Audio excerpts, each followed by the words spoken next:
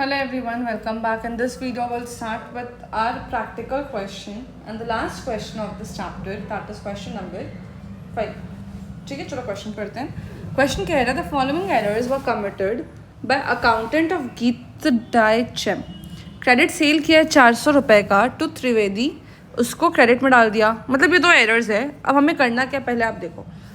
How would you rectify the errors assuming that they were detected before trial, after trial, but before final, after final? 3 case का हमने correction सीखा है error का. 2 error question ने बताए हैं और कहा है कि ये सारे एरर्स को आप कैसे रिजॉल्व करोगे ये तीनों केसेस में.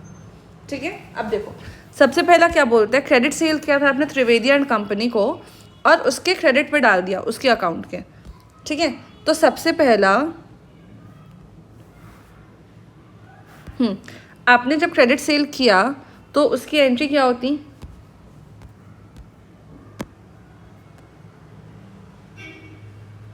उसकी एंट्री होती है, किसको बेचा वैसे, त्रिवेदी एंड कंपनी.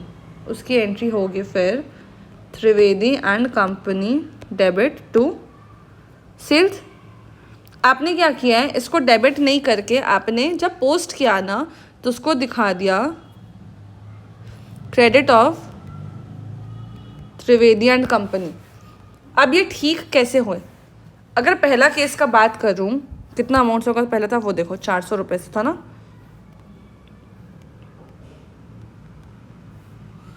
अब देखो अगर मैं फर्स्ट केस की बात करूं जो कि कहता है कि बिफोर ट्रायल बैलेंस आपको करेक्शन करना है, तो ये तो मेरे एक लेजर अकाउंट में दिक्कत है.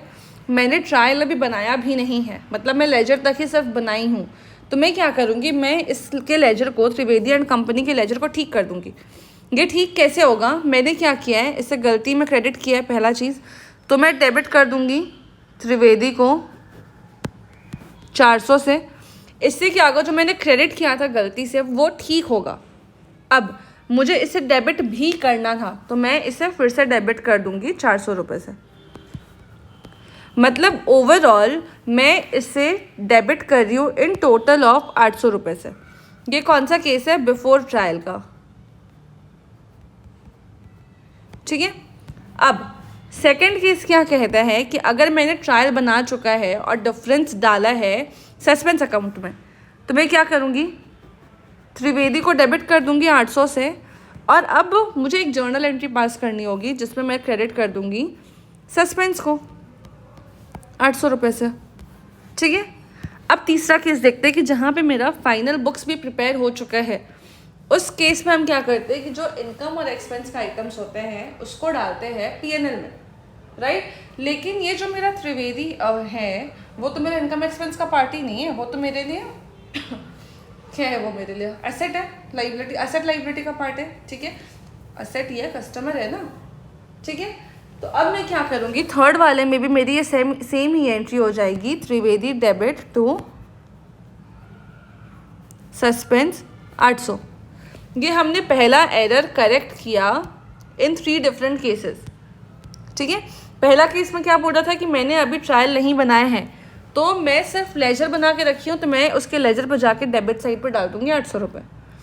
अगर मैंने ट्रायल बना दिया और डिफरेंस को सस्पेंस में डाल चुका है तब मैं त्रिवेदी डेबिट करूँगी 800 से और सस्पेंस क्रेडिट कर दूँगी 800 से.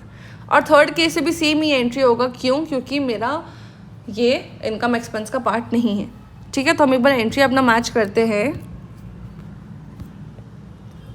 देखो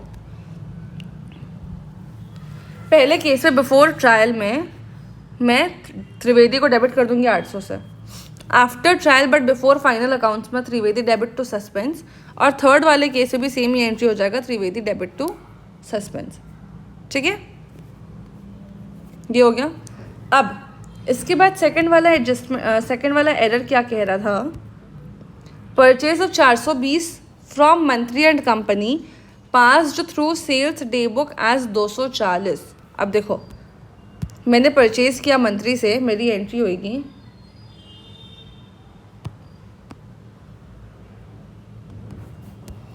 परचेजेस टू मंत्री, कितना हो जाएगा अमाउंट